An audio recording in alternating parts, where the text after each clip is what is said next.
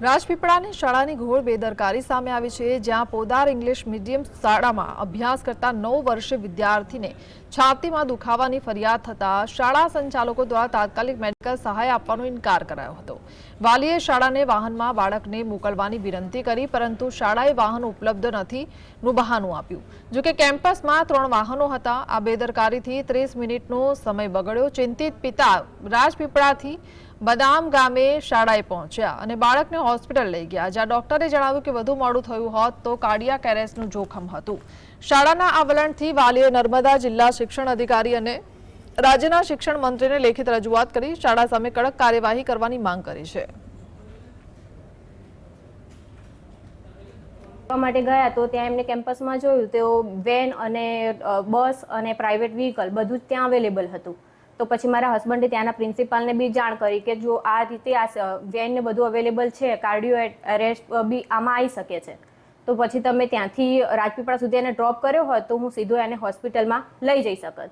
પણ એમણે પછી રજૂઆત કરી, પણ એમણે ધ્યાન દીધી નહીં અને મારા હસબન્ડ પછી એને મોરિયાને અહીંયા લઈ આવ્યા હોસ્પિટલ અને ત્યાં હોસ્પિટલમાં એને દાખલ કર્યો અને એની ટ્રીટમેન્ટ કરાવી।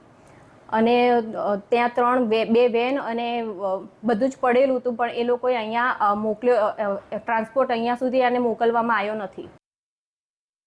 बच्चे की तबीयत ख़राब हो जाती है, हम पहली प्रायोरिटी पे बच्चों को पेरेंट्स को कॉल करते हैं, क्योंकि स्कूल को कोई भी मेडिकेशन नहीं देना होता है। हम कोई मेडिकेशन नहीं कर सकते, हमारे पास में वो राइट्स नहीं होते कि हम किसी को दवाइयाँ दें। तो हम पेरेंट्स को, क्योंकि उसकी हिस्ट्री होती है ना, तो डॉक्टर ज़्यादा अच्छे से जानते हैं, पेरेंट्स अच्छे से जानते हैं। तो उनने सेकेंड टाइम पे जब कॉल करा तो सर ने फ़ोन उठाया। सर ने जब फ़ोन उठाया तो सर ने बोला कि हाँ उसके चेस्ट में दुखने वाला प्रॉब्लम है। तो इन्होंने बोला हाँ सर है, तो आपको लेने आना पड़ेगा।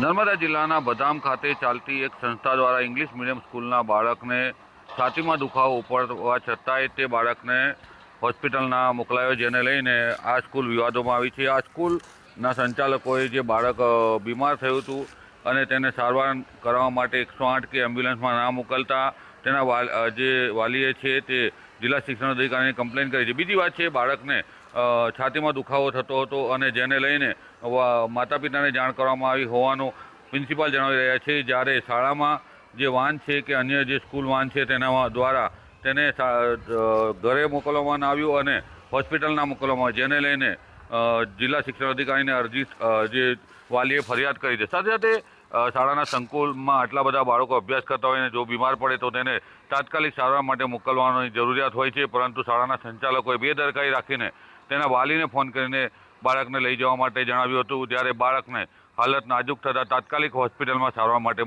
લઈ જવામાં આવ્યું હતું, પરંતુ શાળાના સંચાલકોએ માનવતા ના દેખાડી અને બાળકને હોસ્પિટલ સુધી ના પહોંચાડ્યું। રફીક ધણીવાલા, GSTV, નર્મદા।